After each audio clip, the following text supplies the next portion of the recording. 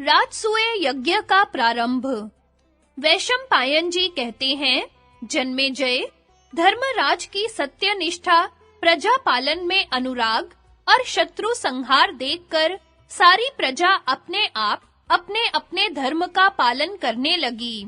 शास्त्र के अनुसार कर की वसूली और धर्म पूर्वक शासन करने से समय पर मनचाही वर्षा होने लगी। राष्ट्र सुख समृद्धि से भर गया। राजा के पुण्य प्रभाव से खेती-बाड़ी, व्यापार और गौ रक्षा ठीक-ठीक होने लगी। प्रजा में परस्पर की धोखेबाजी, चोरी और लूट का नाम भी नहीं था। राज कर्मचारी झूठ नहीं बोलते थे। धर्मराज के धर्माचरण से अतिवृष्टि, अनावृष्टि, रोग, अग्नि आदि का भय न रहा।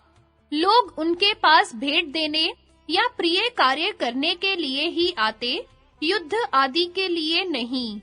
धर्मानुकूल धन की आमदनी से कोष भरा पूरा एवं अक्षय हो रहा था। जब धर्मराज ने देखा कि मेरे अन्न, वस्त्र, रत्न आदि के भंडार सर्वथा पूर्ण है, तब उन्होंने यज्ञ करने का संकल्प किया। मित्रों ने उनसे अलग-अलग और इकट्ठे होकर भी आग्रह किया कि यही यज्ञ करने का शुभ समय है। अब शीघ्र ही यज्ञ आरंभ कर देना चाहिए। जिन दिनों लोगों का आग्रह सीमा पर पहुंच गया था, उन्हीं दिनों भगवान श्री कृष्ण स्वयं ही वहां पधार गए। जन्मेजय, भगवान श्री कृष्ण स्वयं ही नारायण है। वे ही वेद स्वरूप है और बड़े-बड़े ज्ञानियों के ध्यान में आने वाले हैं। जड़ चेतनमय जगत में वे सबसे श्रेष्ठ एवं विश्व ब्रह्मांड के उद्गम स्थान तथा प्रलय स्थान हैं। वे भूत, भविष्य, वर्तमान के स्वामी, दैत्यनाशक, भक्तवत्सल एवं आपातकाल में शरण देने वाले हैं। भगवान श्री कृष्ण अपने भक्त युधिष्ठिर पर कृपा करने के लिए असंख्य धन, अक्षय रत्न राशि और महान सेना लेकर रथ की ध्वनि से दिगंत को मुखरित करते हुए इंद्रप्रस्थ में आ पहुँचे। सबने उनकी अगवानी करके उनका यथोचित सत्कार किया। धर्मराज युधिष्ठिर अपने भाई पुरोहित धौम्य और श्री कृष्ण द्वैपायन आदि ऋषियों के साथ उनके पास गए तथा विश्राम, कुशल प्रश्न आदि के अनंतर उनसे बोले, भैया श्री कृष्ण, यह सारा भूमंडल आपके कृपा प्रसाद से ही हमारे अधीन हुआ है। बहुत सी धन संपत्ति भी हमें प्राप्त हुई है। यह सब आपके ही लिए है। अब मैं चाहता हूँ कि इसके द्वारा विधि पूर्वक हवन और ब्राह्मण भोजन संपन्न हो। अब आप मेरे अभिलषित राजसूय यज्ञ के लिए मुझे अनुमति दीजिए। गोविंद, अब आप यज्ञ की दीक्षा ग्रहण कीजिए। आपके यज्ञ से मैं निष्पाप हो जाऊंगा, अथवा मुझे ही यज्ञ दीक्षा लेने की अनुमति दीजिए। आपकी इच्छा के अनुसार ही सारा कार्य संपन्न होगा। भगवान श्री कृष्ण ने युधिष्ठिर के गुणों का वर्णन करते हुए कहा, महाराज, आप सम्राट हैं, आपको ही यह महायज्ञ करना चाहिए। अब आप इस यज्ञ की दीक्षा लीजिए। युधिष्ठिर ने विनय पूर्वक कहा, ऋषिकेश, आप मेरी इच्छा के अनुसार स्वयं ही आ गए हैं। इतने से ही मेरा संकल्प सिद्ध हो गया। अब यज्ञ संपन्न होने में कोई संदेह नहीं रहा। अब धर्मराज युधिष्ठिर ने सहदेव और मंत्रियों को आज्ञा दी कि ब्राह्मणों के एवं पुरोहित धौम्य के आज्ञा अनुसार यज्ञ की सारी सामग्री शीघ्र ही मंगवाई जाए। अभी धर्मराज युधिष्ठिर की बात पूरी भी नहीं हो पाई थी कि सहदेव ने नम्रता से निवेदन किया, प्रभो, आपकी आज्ञा से पहले ही यह काम हो चुका है। इसी समय महर्षि श्री कृष्ण द्वैपायन तेजस्वी, तपस्वी और वेदज्ञ ब्राह्मणों को ले आए। वे स्वयं यज्ञ के ब्रह्मा बने और सुसामा सामवेद के उद्गाता। ब्रह्मज्ञानी याज्ञवल्क्य अध्वर्यु हुए, पैल और धौम्य होता। इन ऋषियों के वेद वेदांग पारदर्शी शिष्य एवं पुत्र सदस्य हुए। स्वस्ति वाचन के अनंतर यज्ञ की शास्त्रोक्त विधि के संबंध में परस्पर विचार करके विशाल यज्ञशाला का पूजन किया गया। शिल्पकारों ने आज्ञा के अनुसार देव मंदिरों के समान बहुत से सुगंधित भवनों का निर्माण किया। अब धर्मराज ने सहदेव को यह आज्ञा दी कि निमंत्रण देने के लिए दूत भेजो। सहदेव ने दूतों को भेजते समय कह दिया कि देश के समस्त ब्राह्मण एवं क्षत्रियों को निमंत्रण दे आओ तथा वैश्य और सम्माननीय शूद्रों को साथ ही ले आओ। दूतों ने वैसा ही किया। जन्मेजय ब्राह्मणों ने ठीक समय पर धर्मराज को राजसूय यज्ञ की दीक्षा दी। उन्होंने सहस्त्रों ब्राह्मण, भाई, सगे संबंधी, सखा सहचर, समागत क्षत्रिय और मंत्रियों के साथ मूर्तिमान धर्म के समान यज्ञशाला में प्रवेश किया। चारों ओर से शास्त्र पारंगत, वेद वेदांत में निपुण झुंड के झुंड ब्राह्मण आने लगे। उनके निवास के लिए हजारों कारीगरों के द्वारा अलग-अलग ऐसे स्थान बनवाए गए थे जो अन्न, जल, वस्त्र आदि से परिपूर्ण एवं सब ऋतुओं के योग्य सुखकर सामग्री से परिपूर्ण थे। उन निवास स्थानों में ब्राह्मण कथा वार्ता एवं भोजन आदि प्रसन्न चित्त से करते रहते थे। जब देखो वहां यही कोलाहल हो रहा है, दीजिए दीजिए, लीजिए लीजिए। धर्मराज युधिष्ठिर ने भीष्म, धृतराष्ट्र आदि को बुलाने के लिए नकुल को हस्तिनापुर भेजा। उन्होंने वहां जाकर सबको सत्कार पूर्वक विनय के साथ निमंत्रण दिया और वे लोग बड़ी प्रसन्नता से निमंत्रण स्वीकार करके ब्राह्मणों के साथ वहां आए। पितामह भीष्म, आचार्य द्रोण, प्रज्ञाचक्षु धृतराष्ट्र, महात्मा विदुर, कृपाचार्य, दुर्योधन आदि सभी कौरव, गांधार देश के राजा सुबल, शकुनी, अचल, वृषक, कर्ण, शल्य, बाहलीक, सोमदत्त, भूरी, भूरिश्रवा, शल, अश्वत्थामा, जयद्रथ, द्रुपद, धृष्टद्युम्न, शाल्व, भगदत्त, पर्वतीय प्रदेश के नरपति, बृहद्वल, पौंड्रक, वासुदेव, कुंती भोज, कलिंगाधिपति, वंग, आकर्ष, कुंतल, मालव, आंध्र, द्रविड़, सिंघल, कश्मीर आदि देश के राजा,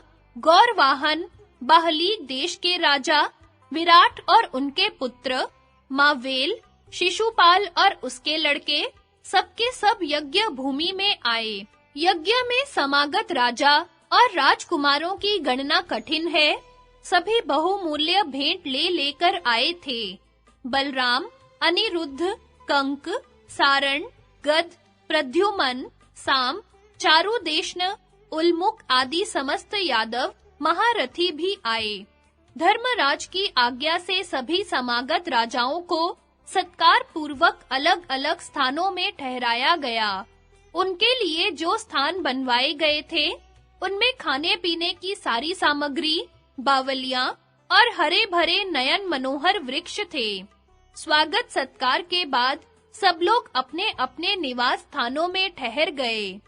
धर्मराज युधिष्ठिर ने भीष्म पितामह और गुरु द्रोणाचार्य के चरणों में प्रणाम करके प्रार्थना की, आप लोग इस यज्ञ में मेरी सहायता कीजिए।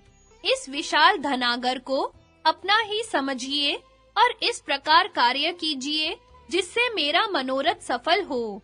यज्ञ दीक्षित धर्मराज ने उन लोगों की सम्मति से सबको एक-एक कार्य सौंप दिया। दुशासन भोजन संबंधी पदार्थों की देखभाल में, अश्वत्थामा ब्राह्मणों की सेवा शुश्रूषा में और संजय राजाओं के स्वागत सत्कार में नियुक्त किए गए। भीष्म पितामह, द्रोणाचार्य सभी कार्यों और कर्मचारियों का निरीक्षण करने लगे। कृपाचार्य सोना चांदी और रत्नों की देखभाल तथा दक्षिणा देने के कार्य पर नियुक्त हुए। बाहलीक, धृतराष्ट्र, सोमदत्त और जयद्रथ घर के स्वामी की तरह स्थित हुए। धर्म के मर्मज्ञ महात्मा विदुर खर्च करने के काम में और दुर्योधन भेंट में आए हुए पदार्थों को रखने के काम में लगे। भगवान श्री कृष्ण ने स्वयं ही ब्राह्मणों के पांव पखारने का काम अपने जिम्मे लिया। इसी प्रकार सभी प्रतिष्ठित व्यक्तियों ने अपने-अपने जिम्मे किसी न किसी सेवा का भार लिया। जन्मेजय धर्मराज युधिष्ठिर का दर्शन करके कृतकृत्य होने के लिए वहां जितने लोग उपस्थित हुए थे, उनमें से किसी ने सहस्त्र मुद्रा से कम भेंट नहीं दी। सभी चाहते थे कि केवल मेरे ही धन से यज्ञ संपन्न हो जाए। सेना के व्यूह, विचित्र विमानों की पंक्तियां, रत्नों की राशि, लोकपालों के विमान, ब्राह्मणों के स्थान और राजाओं की भीड़ से युधिष्ठिर के राजसूय यज्ञ की शोभा बहुत ही बढ़ गई। धर्मराज युधिष्ठिर का ऐश्वर्य लोकपाल वरुण के समकक्ष था। उन्होंने यज्ञ में 6 अग्नियों की स्थापना करके पूरी दक्षिणा देकर यज्ञ के द्वारा भगवान का यजन किया। अतिथि अभ्यागतों को मुंह मांगी वस्तुएं देकर संतुष्ट किया। सबके खा पी लेने पर भी बहुत सा अन्न बचा रहा। उस उत्सव समारोह में जिधर देखिए उधर ही हीरे मोतियों के उपहार की धूम मची है। महर्षि एवं मंत्र कुशल ब्राह्मणों ने उत्तम रीति से घृत, तिल, शाकल्य आदि की आहुति देकर देवताओं को निहाल कर दिया। दक्षिणा में बहुत सा धन पाकर ब्राह्मण भी संतुष्ट हो गए। जन्मेजय कहाँ तक कहें, उस यज्ञ से सभी को कृष्ण की अग्र पूजा। वैशंपायन जी कहते हैं, जन्मेजय, यज्ञ के अंत में अभिषेक के दिन सत्कार के योग्य महर्षि और ब्राह्मणों ने यज्ञशाला की अंतर्वेदी में प्रवेश किया। नारद आदि महात्मा राजऋषियों के साथ बड़े ही शोभायमान हो रहे थे। वह अंतर्वेदी ऐसी जान पड़ती मानो ताराओं से भरा आकाश ही हो। उस समय वहां न कोई शूद्र था और न तो दीक्षाहीन द्विज ही। धर्मराज की राज्य लक्ष्मी और यज्ञ विधि देखकर देवर्षि नारद को बड़ी प्रसन्नता हुई। क्षत्रियों का समूह देखकर उन्हें पहले की वह घटना याद आ गई जो भगवान के अवतार के संबंध में ब्रह्मलोक में हुई थी। उन्हें राजाओं का समागम ऐसा जान पड़ने लगा कि इन रूपों में देवता ही इकट्ठे हुए हैं। अब उन्होंने मन ही मन कमल नयन भगवान श्री कृष्ण का स्मरण किया। देवर्षि नारद सोचने लगे, धन्य है सर्वव्यापक असुर विनाशक अंतर्यामी भगवान नारायण ने अपनी प्रतिज्ञा पूर्ण करने के लिए क्षत्रियों में अवतार ग्रहण किया है, जिन्होंने पहले देवताओं को यह आज्ञा दी थी कि तुम लोग पृथ्वी में अवतार लेकर संहार कार्य पूरा करो और फिर अपने लोकों में आ जाओ। वही कल्याणकारी जगन्नाथ भगवान श्री कृष्ण यदुवंश में अवतीर्ण हुए हैं। देवराज इंद्र आदि समस्त महान पुरुष जिनके बाहुबल की उपासना करते हैं, वही प्रभु यहाँ मनुष्य के समान बैठे हैं। स्वयं प्रकाश महाविष्णु इस बलशाली क्षत्रिय वंश को अवश्य ही पुनः निगल जाएंगे। भगवान श्री कृष्ण ही समस्त यज्ञों के द्वारा आराध्य, सर्वशक्तिमान एवं अंतर्यामी है। इस प्रकार के विचार में देवर्षि नारद डूब गए। उसी समय महात्मा भीष्म ने धर्मराज युधिष्ठिर से कहा, राजन, अब तुम सब समागत राजाओं का यथा योग्य सत्कार करो। आचार्य, ऋत्विज, संबंधी, स्नातक, राजा और प्रिय व्यक्ति को यदि ये 1 वर्ष में अपने यहाँ आवे तो विशेष पूजा अर्घ्य दान करना चाहिए। ये सभी लोग हमारे यहाँ बहुत दिनों के बाद आए हैं, इसलिए तुम सबकी अलग-अलग पूजा करो और इनमें जो सर्वश्रेष्ठ हो उसकी सबसे पहले।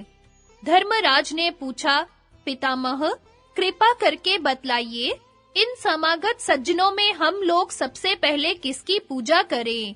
आप किसे सबसे श्रेष्ठ और पूजा के योग्य समझते हैं? शांतनु नंदन भीष्म ने कहा, धर्मराज, पृथ्वी में यदुवंश शिरोमणि भगवान श्री कृष्ण ही सबसे बढ़कर पूजा के पात्र हैं। क्या तुम देख नहीं रहे हो कि उपस्थित सदस्यों में भगवान श्री कृष्ण अपने तेज, बल और पराक्रम से वैसे ही दैदीप्यमान हो रहे हैं जैसे छोटे-छोटे तारों में भुवन भास्कर भगवान सूर्य।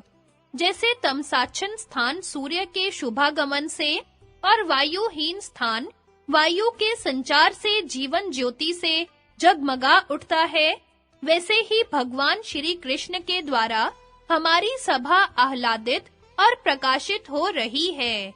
भीष्म की आज्ञा मिलते ही प्रतापी सहदेव ने विधि पूर्वक भगवान श्री कृष्ण को अर्घ्य दान किया और श्री कृष्ण ने शास्त्रोक्त विधि के अनुसार उसे स्वीकार किया। चारों ओर आनंद मनाया जाने लगा।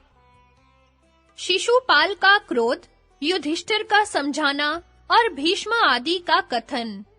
वैशंपायन जी कहते हैं, जन्मेजय, चेदीराज शिशुपाल भगवान श्री कृष्ण की अग्र पूजा देखकर चिढ़ गया। उसने भरी सभा में भीष्म पितामह और धर्मराज युधिष्ठिर को धिक्कारते हुए श्री कृष्ण को फटकारना शुरू किया। उसने कहा, बड़े-बड़े महात्माओं और राजऋषियों के उपस्थित रहते राजा के समान राजोचित पूजा का पात्र कृष्ण नहीं हो सकता।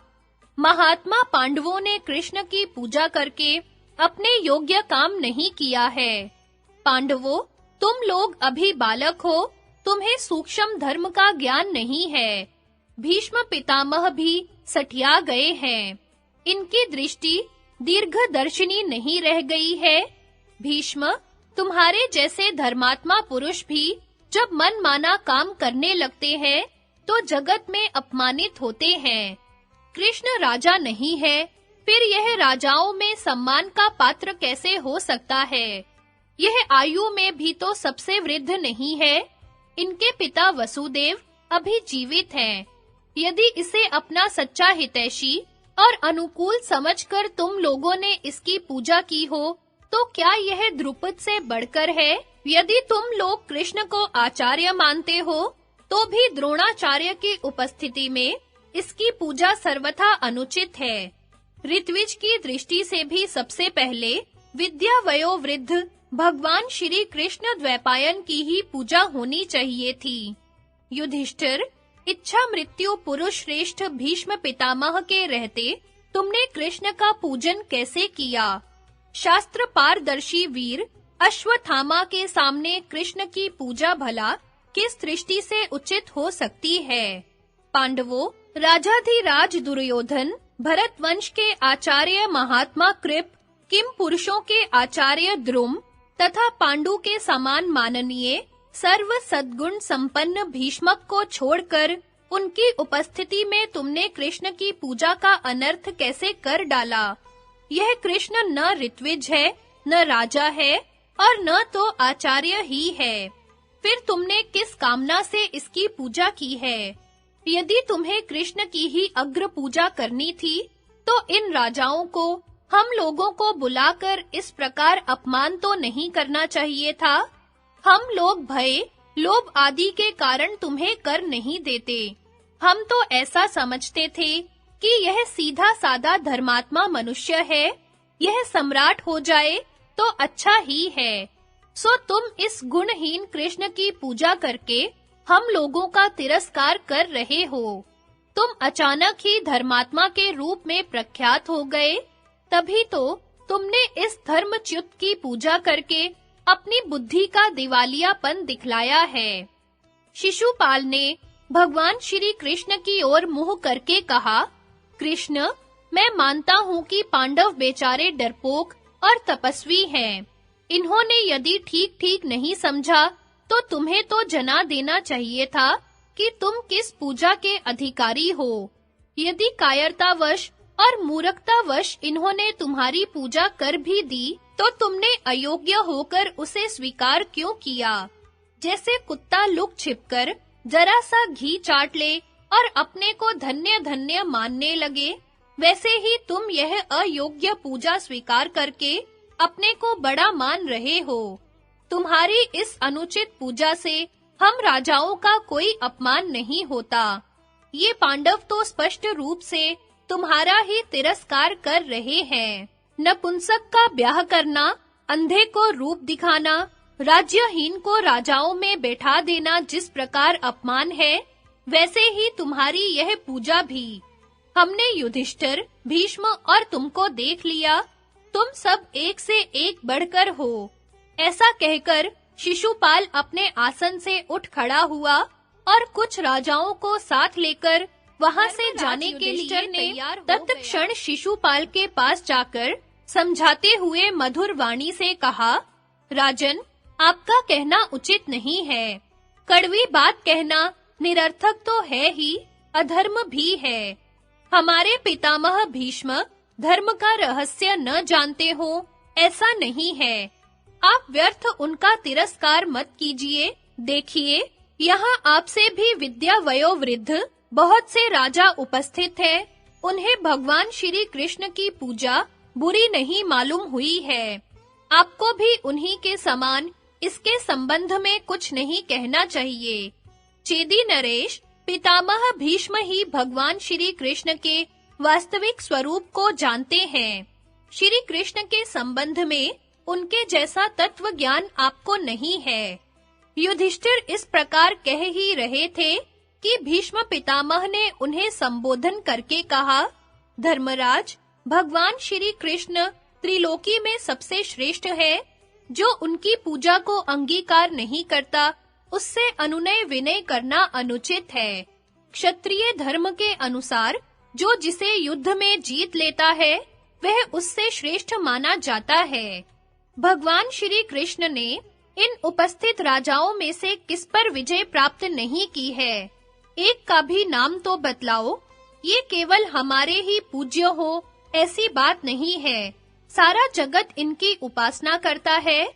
इन्होंने सब पर विजय प्राप्त की हो, इतना ही नहीं, संपूर्ण जगत सर्वात्मना इन्हीं के आधार पर स्थित है। मैं मानता हूँ कि यहाँ बहुत से गुरुजन और पूज्य उपस्थित हैं, फिर भी पूर्वोक्त कारण से हम भगवान श्री कृष्ण की ही पूजा कर रहे हैं। भगवान श्री कृष्ण की पूजा का निषेध करने का अधिकार किसी को भी नहीं है। मैंने अपने विशाल जीवन में बड़े-बड़े ज्ञानियों का सत्संग किया है और उनके मुंह से सकुल गुणों के आश्रय भगवान श्री कृष्ण के दिव्य गुणों का वर्णन सुना है। यहाँ आए हुए श्रेष्ठ पुरुषों की सम्मति भी मैंने जान ली है। इन्होंने अपने जन्म से लेकर अब तक जितने कर्म किए हैं, उनका मैंने श्रेष्ठ पुरुषों से श्रवण किया है। शिशुपाल, हम लोग केवल स्वार्थवश संबंध के कारण अथवा उपकारी होने से ही भगवान श्री कृष्ण की पूजा नहीं करते। हमारी पूजा का कारण तो यह है कि भगवान श्री कृष्ण जगत के समस्त प्राणियों के लिए सुखकारी है और समस्त श्रेष्ठ पुरुष उनकी पूजा करते हैं। यहाँ जितने लोग हैं, उन सबकी बच्चे-बच्चे की परीक्षा हमने ले ली है। यश, शूरता और विजय में कोई भी भगवान श्री कृष्ण के समान नहीं है। ज्ञान और बल दोनों ही दृष्टियों से भगवान श्री कृष्ण से बढ़कर कहीं कोई नहीं है। दान, कौशल, शास्त्र ज्ञान, शूरता, संकोच, कीर्ति, बुद्धि, विनय, लक्ष्मी, धैर्य, तुष्टि और पुष्टि सभी गुण भगवान श्री कृष्ण में नित्य निरंतर निवास करते हैं।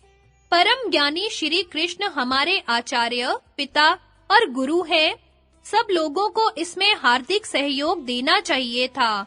वे हमारे ऋत्विज, गुरु, विवाह्य, स्नातक, राजा, प्रिय, मित्र सब कुछ हैं। इसलिए हमने उनकी अग्र पूजा की है। भगवान श्री कृष्ण ही संपूर्ण विश्व की उत्पत्ति एवं प्रलय के स्थान है। उनकी क्रीड़ा के लिए ही सारा जड़ चेतन जगत है। वे ही अव्यक्त प्रकृति है और वे ही सनातन करता है। जन्मने मरने वाले समस्त पदार्थों से वे परे हैं, इसलिए सबसे बढ़कर पूजनीय है। बुद्धि, मन, महत्त्व, वायु, तेज, जल, आकाश, पृथ्वी और चारों प्रकार के सब प्राणी भगवान श्री कृष्ण के आधार पर ही स्थित हैं। सूर्य, चंद्रमा, ग्रह, नक्षत्र, दिशा विदिशा सबके सब श्री कृष्ण में ही स्थित है। जैसे वेदों में अग्निहोत्र, छंदों में गायत्री, मनुष्यों में राजा, नदियों में समुद्र, नक्षत्रों में चंद्रमा, ज्योतिष चक्र में सूर्य, पर्वतों में मेरु और पक्षियों में गरुड़ श्रेष्ठ है, वैसे ही त्रिलोकी की उधर्व, मध्यम और अधोलोक रूप त्रिविध गतियों में भगवान श्री कृष्ण ही सर्वश्रेष्ठ हैं। शिशुपाल तो अभी कल का अबोध बालक है, उसे इस बात का ज्ञान नहीं कि भगवान श्री कृष्ण सर्वदा सर्वत्र सब रूपों में विद्यमान है। इसी से वह ऐसा कह रहा है। जो सदाचारी एवं बुद्धिमान पुरुष धर्म का मर्म जानना चाहता है, उसे जैसा धर्म का तत्व ज्ञान होता है, वैसा शिशुपाल को नहीं है। इसे तो कभी सच्ची जिज्ञासा ही नहीं हुई। यहाँ जितने छोटे बड़े राजऋषि महर्षि उपस्थित हैं, उनमें कौन ऐसा है जो भगवान श्री कृष्ण को पूज्य नहीं मानता और उनकी पूजा नहीं करता। एकमात्र शिशुपाल इस पूजा को बुरा समझता है। वह जो ठीक समझे वही कर सकता है। भीष्म पितामह इतना कहकर चुप हो गए। अब माद्री नंदन सहदेव ने कहा, भगवान श्री कृष्ण परम पराक्रमी है, उनकी मैंने पूजा की है। जिन्हें यह बात सहन नहीं हो रही है, उनके सिर पर मैं लात मारता हूँ। मेरे इतना कहने के बाद जिसको विरोध करना हो, वह बोले, मैं उसका वध करूँगा। सभी बुद्धिमान हमारे आचार्य, पिता, गुरु एवं पूजनीय भगवान श्री कृष्ण की पूजा का समर्थन करें। सहदेव ने इस प्रकार कहकर जोर से लात पटकी, परंतु उन मानी और बलवान राजाओं में से किसी की जीभ तक न हिली। आकाश से सहदेव के सिर पर पुष्पों की वर्षा होने लगी और अदृश्य रूप से साधु साधु की ध्वनि सुनाई पड़ने लगी। देवऋषि नारद भी वहीं बैठे थे। उनकी सर्वज्ञता प्रसिद्ध है।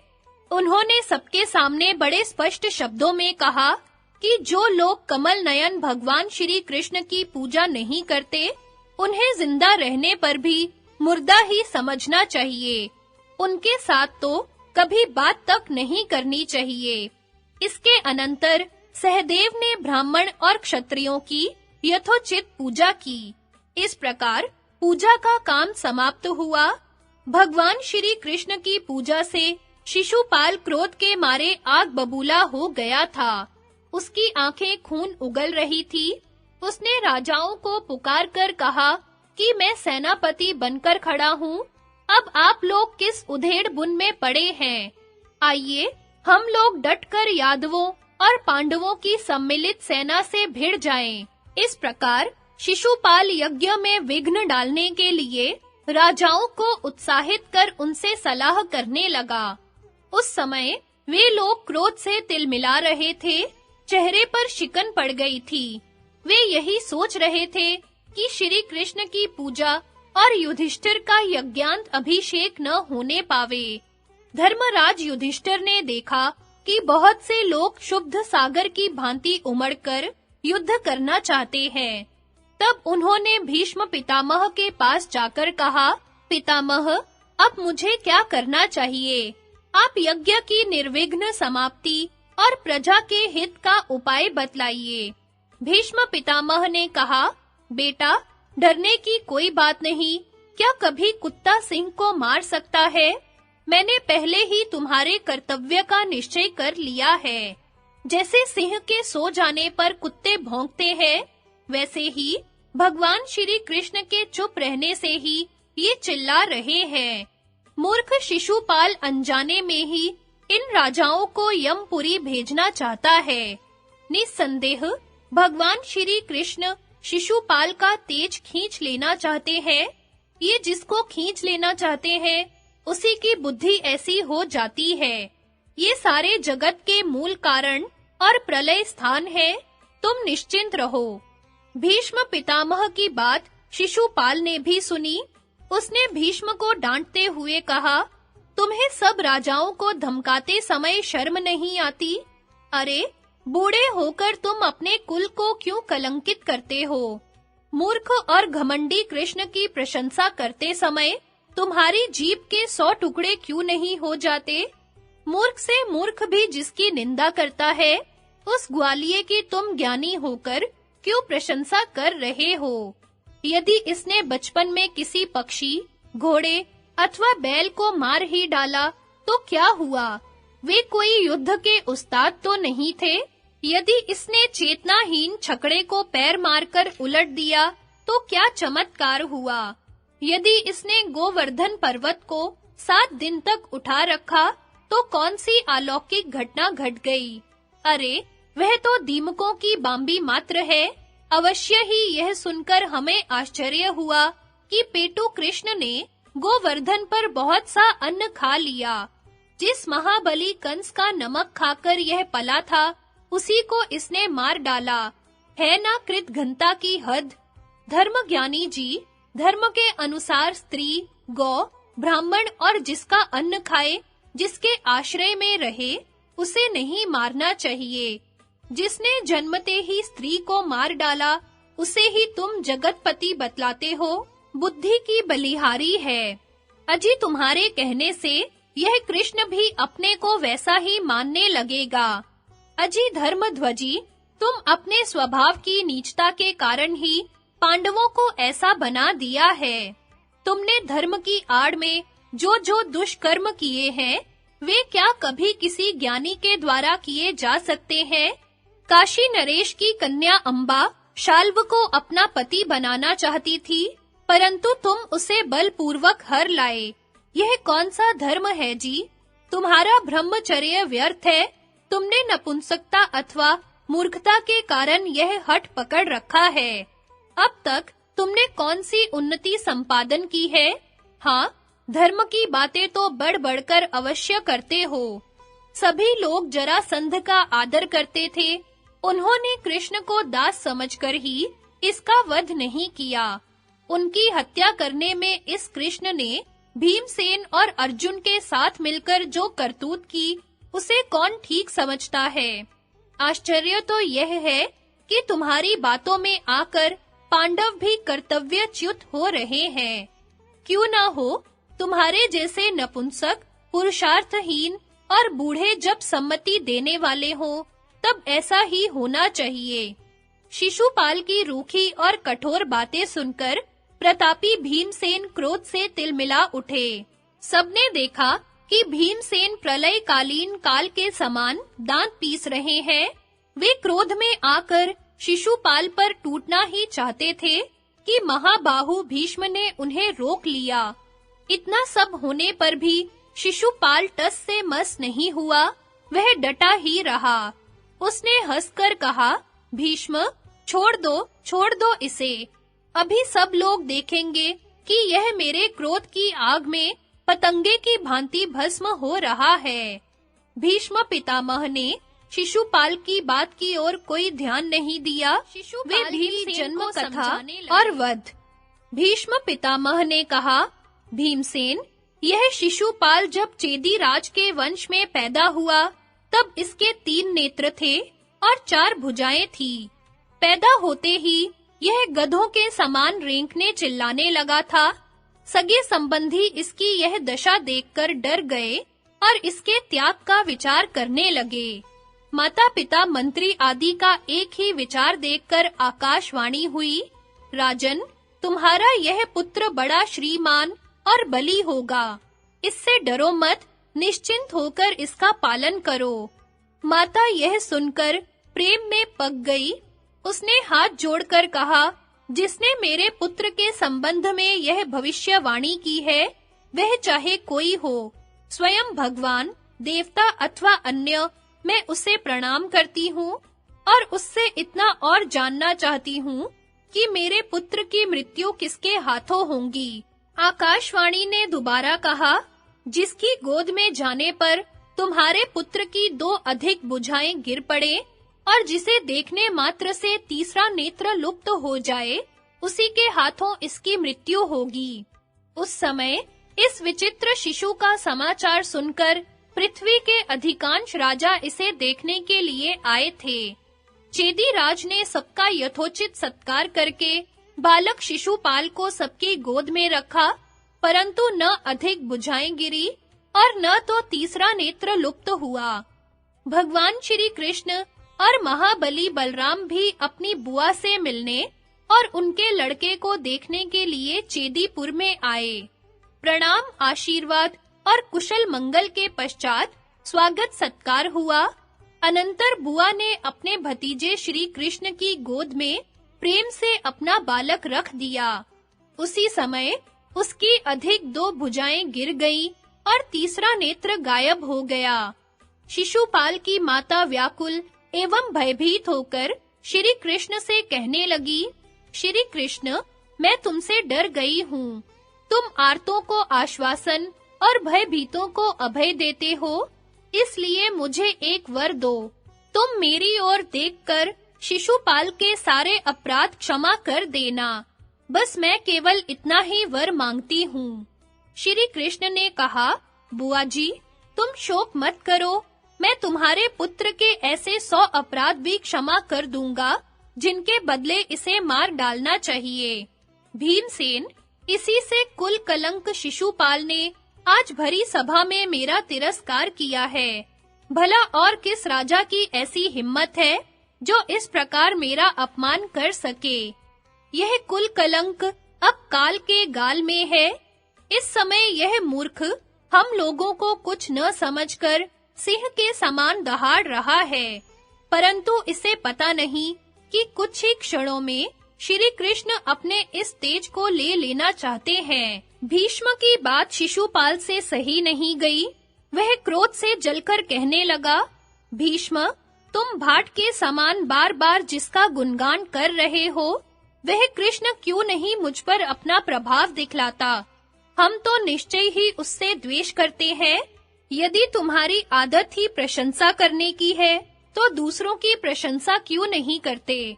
दर्दराज बाहलीक की स्तुति करो, जिसके जन्मते ही पृथ्वी कांप उठी थी। अंग बंगादीपति कर्ण, महारथी द्रोण और अश्वत्थामा, इनकी भरपेट स्तुति कर लो। क्या तुम्हें प्रशंसा करने के लिए कोई मिलता ही नहीं? तुम अपने मन से ही भोजपति कंस के चरवाहे दुरात्मा कृष्ण को ही सब कुछ मानकर बातें बघार रहे हो। वास्तव में इन राजाओं की दया से ही तुम जी रहे हो। ये चाहे तो अभी तुम्हारे प्राण ले लें। सचमुच तुम बहुत ही खोटे हो। भीष्म पितामह ने कहा, शिशुपाल, तू कहता है कि मैं राजाओं की दया से जीवित हूँ, परंतु मैं इन राजाओं को तृण के बराबर भी नहीं समझता। हमने जिन श्री कृष्ण की पूजा की है, वे सबके सामने ही बैठे हैं। जो मरने के लिए उतावले हो रहे हो, वे चक्र गदाधारी श्री कृष्ण को युद्ध के लिए ललकारते क्यों नहीं? मैं दावे के साथ कहता हूँ कि उनको ललकारने वाला रणभूमि में धाराशायी होगा और उसे उन्हीं के शरीर में स्थान मिलेगा। शिशुपाल जोश में आकर श्री कृष्ण की ओर रुख करके बोला, कृष्ण, मैं तुम्हें ललकारता हूँ। आओ, मुझसे भिड़ जाओ। मैं पांडवों के साथ तुम्हें यमपुरी भेज दूं। पांडवों ने मूर्खतावश तुम्हारे जैसे दास, मूर्ख और अयोग्य की पूजा की है। अब तुम लोगों का वध ही उचित है। शिशुपाल की बात समाप्त होने पर भगवान श्री कृष्ण ने बड़ी गंभीरता से मधुर शब्दों में कहा, राजाओं, यह हम लोगों का संबंधी है, फिर भी हमसे बड़ी शत्रुता रखता है। इसने हम यदुवंशियों का सत्यानाश करने में कोई कोर कसर नहीं की। इस दुरात्मा ने मेरे प्राग ज्योतिषपुर चले जाने पर बिना किसी अपराध के ही द्वारकापुरी जला देने की चेष्टा की। जिस समय भोजराज रैवतक पर्वत पर विहार करने के लिए गए हुए थे, इसने उनके सभी साथियों को मार डाला अथवा बांधकर अपनी राजधानी में ले गया। जब मेरे पिता अश्वमेध कर रहे थे, तब इस पापात्मा ने उसमें विघ्न डालने के लिए यज्ञीय अश्व को पकड़ लिया था। यदुवंशी तपस्वी भब्रू की पत्नी जिस समय सौवीर देश के लिए जा रही थी, यह उन्हें देखकर मोहित हो गया और बलपूर्वक हर ले गया। इसकी ममेरी बहन भद्रा करुषराज के लिए तपस्या कर रही थी, परंतु इसने छल से रूप बदलकर उसे हर लिया। यह सब देख सुनकर मुझे बड़ा कष्ट होता था, परंतु अपनी बुआ की बात मानकर मैं अब तक सहता रहा। आज यह दुष्ट आप लोगों के सामने ही विद्यमान है। यहाँ इसने भरी सभा में मेरे प्रति जैसा व्यवहार किया है, वह आप लोग देख ही रहे हैं। इससे आप लोग समझ सकते हैं कि आप लोगों की अनुपस्थिति में इसने क्या किया होगा। आज इसने इस आदरणीय राजा समाज के बीच में घमंडवश जो दुर्व्यवहार किया है, उसे मैं कदापि सहन नहीं कर सकता। भगवान श्री कृष्ण इस प्रकार कह ही रहे थे कि शिशुपाल उठकर खड़ा हो गया और ठठा कर हंसने लगा। उसने कहा, कृष्ण, यदि तुझे 100 बार गरज हो तो मेरी बात सुन और सह, न गरज हो तो जो चाहे कर ले। तेरे क्रोध या प्रसन्नता से न मेरी कुछ हानि है और न तो लाभ। जिस समय शिशुपाल इस प्रकार कह रहा था, उसी समय भगवान श्री कृष्ण ने चक्र का स्मरण किया। स्मरण करते-करते ही चक्र उनके हाथ में चमकने लगा। भगवान श्री कृष्ण ने ऊंचे स्वर से कहा, नरपतियों, मैंने इसे अब तक जो क्षमा किया था, इसका कारण यह था कि मैंने इसकी माता की प्रार्थना से इसके 100 अपराध क्षमा करने की बात स्वीकार कर ली थी। अब मेरे वचन के अनुसार उसकी संख्या पूरी हो गई, इसलिए आप लोगों के सामने ही इसका सिर धड़ से अलग किए देता हूँ। भगवान श्री कृष्ण ने यह कहकर बिना विलंब उसी चक्र से शिशुपाल का सिर काट डाला और सब लोगों के देखते ही देखते वह वज्रविद्ध पर्वत के समान धराशायी हो गया। उस समय राजाओं ने देखा कि शिशुपाल के शरीर से सूर्य के समान प्रकाशमान एक श्रेष्ठ ज्योति निकली।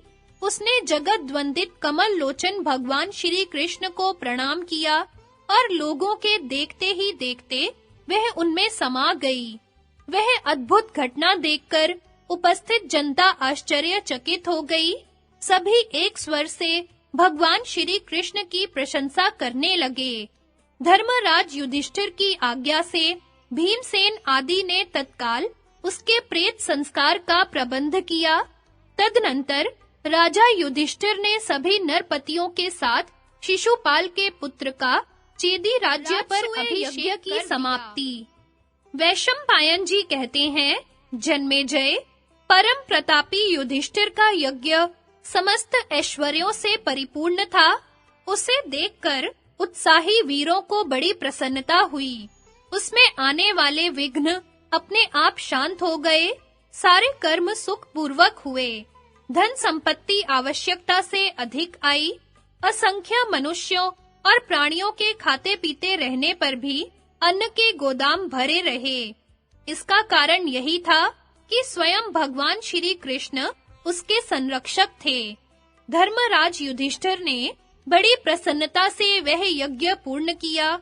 जब तक यज्ञ समाप्त नहीं हो गया, तब तक सर्वशक्तिमान शारंग चक्र गदाधारी भगवान श्री कृष्ण उसकी रक्षा में तत्पर रहे। जब धर्मराज युधिष्ठिर यज्ञांत में अवभृत स्नान कर चुके, तब सभी राजाओं ने उनके पास आकर कहा, धर्मज्ञ सम्राट, यह बड़े सौभाग्य की बात है कि आपका यज्ञ निर्विघ्न समाप्त हो गया। आपने सम्राट पद प्राप्त करके अजमीढ़ वंशी राजाओं का यश उज्जवल किया है। राजेंद्र, इस यज्ञ के द्वारा महान धर्मानुष्ठान संपन्न हुआ है। इस यज्ञ में हम लोगों का भी सब प्रकार से आतिथ्य सत्कार हुआ है। किसी प्रकार की त्रुटि नहीं हुई है। आज्ञा दीजिए, अब हम लोग अपनी अपनी राजधानी में जाएं। धर्मराज ने उनकी प्रार्थना स्वीकार करके उन्हें सीमा तक पहुंचा आने के लिए भाइयों को नियुक्त किया और कहा, अच्छा पधारिए, आप लोगों का मंगल हो। भीमसेन, अर्जुन आदि ने बड़े भाई की आज्ञा से प्रत्येक राजा को सत्कार पूर्वक विदा किया। जब सब राजा और ब्राह्मण वहां से पधार गए, तब भगवान श्री कृष्ण ने धर्मराज युधिष्ठिर से कहा, राजेंद्र, बड़े सौभाग्य की बात है कि आपका राजसूय महायज्ञ सकुशल समाप्त हुआ। अब मैं द्वारका जाने के लिए आपकी आज्ञा चाहता हूँ। धर्मराज ने कहा, आनंद कंद गोविंद, यह यज्ञ तो केवल आपके अनुग्रह से ही पूरा हुआ है। यह आपकी कृपा का ही प्रत्यक्ष फल है कि सब राजाओं ने मेरी अधीनता स्वीकार करके कर दिया और स्वयं इस यज्ञ में उपस्थित हुए। सच्चिदानंद स्वरूप श्री कृष्ण मेरी वाणी आपको जाने के लिए कैसे कहे? आपके बिना मुझे एक क्षण के लिए भी कहीं आनंद नहीं मिलता, परंतु करूं क्या? लाचारी है, आपको द्वारका भी तो जाना ही पड़ेगा। तदनंतर भगवान श्री कृष्ण धर्मराज को साथ लेकर अपनी बुआ कुंती के पास गए और बड़ी प्रसन्नता से बोले, बुआ जी, आपके पुत्रों ने सम्राट का पद प्राप्त कर लिया। इनका मनोरथ पूरा हो गया। धन संपत्ति भी बहुत अधिक मिल गई। अब आप प्रसन्नता से रहिए। मैं आपकी आज्ञा लेकर द्वारका जाना चाहता हूँ। इस प्रकार सुभद्रा और द्रौपदी को भी प्रसन्न कर भगवान श्री कृष्ण महल से बाहर आए। स्नान जप आदि करके ब्राह्मणों से स्वस्ति वाचन कराया। इसी समय दारुक मेघ के समान श्याम वर्ण रथ सजाकर ले आए। उदार शिरोमणि भगवान श्री कृष्ण गरुड़ ध्वज रथ के पास पधारे, प्रदक्षिणा की और उस पर सवार हो गए। रथ रवाना हुआ। धर्मराज युधिष्ठिर अपने छोटे भाइयों के साथ पैदल ही रथ के पीछे-पीछे चलने लगे। कमल नयन भगवान श्री कृष्ण ने क्षण भर रथ रोककर धर्मराज से कहा, राजेंद्र, जैसे मेघ समस्त प्राणियों की रक्षा करता है, जैसे विशाल वृक्ष सभी पक्षियों को आश्रय देता है, वैसे ही आप बड़ी सावधानी से प्रजा का पालन कीजिए। जैसे सभी देवता देवराज इंद्र का अनुगमन करते हैं, वैसे ही आपके सभी भाई आपकी इच्छा पूर्ण करें। इस प्रकार एक दूसरे से कह सुन और मिल भेंट कर श्री कृष्ण और पांडव अपने-अपने स्थान पर चले गए। धर्मराज युधिष्ठिर से व्यास का भविष्य कथन। वैशंपायन जी कहते हैं, जन्मेजय, जब महायज्ञ राजसूय, जिसका होना अत्यंत दुर्लभ है, समाप्त हो चुका, तब भगवान श्री कृष्ण द्वैपायन अपने शिष्यों के साथ धर्मराज युधिष्ठिर के पास आए। युधिष्ठिर ने भाइयों के साथ उठकर पाद्य आसन आदि के द्वारा उनकी पूजा की। उन्होंने सुवर्ण सिंहासन पर बैठकर युधिष्ठिर आदि पांडवों को भी बैठने की आज्ञा दी। उन सबके बैठ जाने पर भगवान व्यास ने कहा, कुंती नंदन, तुमने परम दुर्लभ सम्राट पद प्राप्त करके इस देश की बड़ी उन्नति की है। यह बड़े सौभाग्य की बात है कि तुम्हारे जैसे सत्पुत्र से कुरु वंश की कीर्ति बढ़ गई। इस यज्ञ में मेरा भी खूब सत्कार हुआ। अब मैं तुमसे जाने की अनुमति चाहता हूँ। धर्मराज ने हाथ जोड़कर पितामह व्यास का चरण स्पर्श किया और कहा, भगवन, मुझे एक बात का संशय है, आप ही उसे दूर कर सकते हैं। देवर्षि नारद ने कहा था कि वज्रपात आदि दैविक, धूमकेतु आदि अंतरिक्ष और भूकंप आदि पार्थिव उत्पात हो रहे हैं। आप कृपा करके यह बतलाइए कि शिशुपाल की मृत्यु से उनकी समाप्ति हो गई या वे अभी बाकी हैं। धर्मराज युधिष्ठिर का प्रश्न सुनकर भगवान श्री कृष्ण द्वैपायन ने कहा, राजन, इन उत्पातों का फल 13 वर्ष के बाद होगा और वह होगा समस्त क्षत्रियों का संहार। उस समय दुर्योधन के अपराध से तुम ही निमित्त बनोगे और सब क्षत्रिय इकट्ठे होकर भीमसेन और अर्जुन के बल से मर मिटेंगे।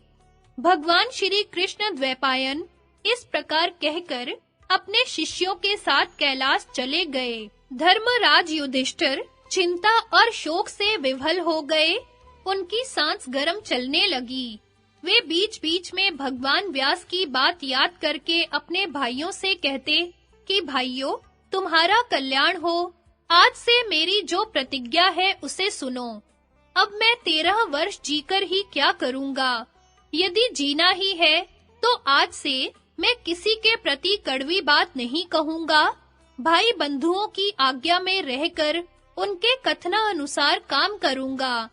अपने पुत्र और शत्रु के प्रति एक सा बर्ताव करने से मुझ में भेदभाव नहीं रहेगा। यह भेदभाव ही तो लड़ाई की जड़ है ना। धर्मराज युधिष्ठिर भाइयों के साथ ऐसा नियम बनाकर उसका पालन करने लगे। वे नियम से पितरों का तर्पण और देवताओं की पूजा करते। इस प्रकार सबके चले जाने पर भी केवल दुर्योधन और शकुनी धर्मराज युधिष्ठिर के पास इंद्रप्रस्थ में ही रहे। दुर्योधन की जलन और शकुनी की सलाह। वैशंपायन जी कहते हैं, जन्मेजय, राजा दुर्योधन ने शकुनी के साथ इंद्रप्रस्थ में ठहरकर धीरे-धीरे सारी सभा का निरीक्षण किया। उसने वहां ऐसा कला कौशल देखा जो हस्तिनापुर में कभी देखा नहीं था। एक दिन सभा में घूमते समय दुर्योधन किसी स्फटिक के चौक में पहुंच गए और उसे जल समझकर उसने अपना वस्त्र उठा लिया। पीछे अपना भ्रम जानकर उसे दुख हुआ और वह यूं ही इधर-उधर भटकने लगा। अंत में वह स्थल को जल समझकर गिर पड़ा और दुखी एवं लज्जित हुआ। वह वहां से अभी कुछ ही आगे बढ़ा था कि स्थल के धोखे स्फटिक के समान निर्मल जल एवं कमलों से सुशोभित बावली में जा पड़ा। धर्मराज की आज्ञा से सेवकों ने उसे उत्तम-उत्तम वस्त्र लाकर दिए। उसकी यह दशा देखकर भीमसेन, अर्जुन, नकुल, सहदेव सबके सब हंसने लगे। दुर्योधन के असहिष्णु चित्त में उनकी हंसी से कष्ट तो अवश्य हुआ, परंतु उसने अपने मन का भाव छिपा लिया और उनकी ओर दृष्टि उठाकर भी देखा नहीं।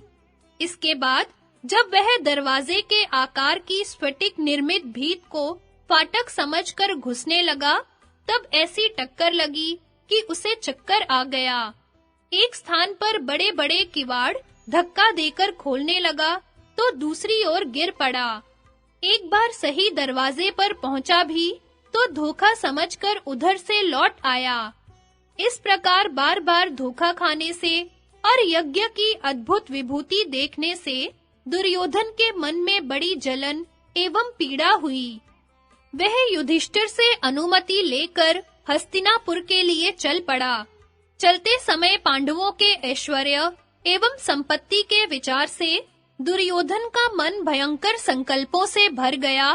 पांडवों की प्रसन्नता, राजाओं की अधीनता और आबाल वृद्ध की उनके प्रति सहानुभूति देखकर दुर्योधन के चित्त में इतनी जलन हुई कि उसके शरीर की कांति यकायक नष्ट हो गई। शकुनी ने अपने भांजे की विकलता ताड़कर कहा, दुर्योधन, तुम्हारी सांस लंबी क्यों चल रही है? दुर्योधन ने कहा, मामा जी, धर्मराज युधिष्ठिर ने अर्जुन के शस्त्र कौशल से सारी पृथ्वी अपने अधीन कर ली है और उन्होंने इंद्र के समान निर्विघ्न राजसूय यज्ञ संपन्न कर लिया है। उनका यह ऐश्वर्य देखकर मेरा शरीर रात दिन जलता रहता है। श्री कृष्ण ने सबके सामने ही शिशुपाल को मार गिराया, परंतु किसी राजा की चूं तक करने की हिम्मत न हुई। कठिनाई तो यह है कि मैं अकेला उनकी राज्य लक्ष्मी ले नहीं सकता और मुझे मेरा कोई सहायक दिखता नहीं है। अब मैं प्राण त्यागने का विचार कर रहा हूँ। मेरे मन में युधिष्ठिर का महान ऐश्वर्य देखकर यही निश्चय हुआ है कि प्रारब्ध ही प्रधान है और पुरुषार्थ व्यर्थ।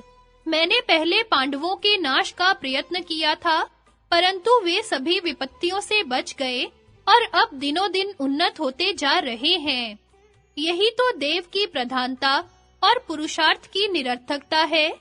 देव की अनुकूलता से वे बढ़ रहे हैं और पुरुषार्थ करने पर भी मेरी अवनति होती जा रही है। मामा जी, अब आप मुझ दुखी को प्राण त्याग की आज्ञा दीजिए, क्योंकि मैं क्रोध की आग में झुलस रहा हूँ। आप पिताजी के पास जाकर यह समाचार सुना दीजिएगा।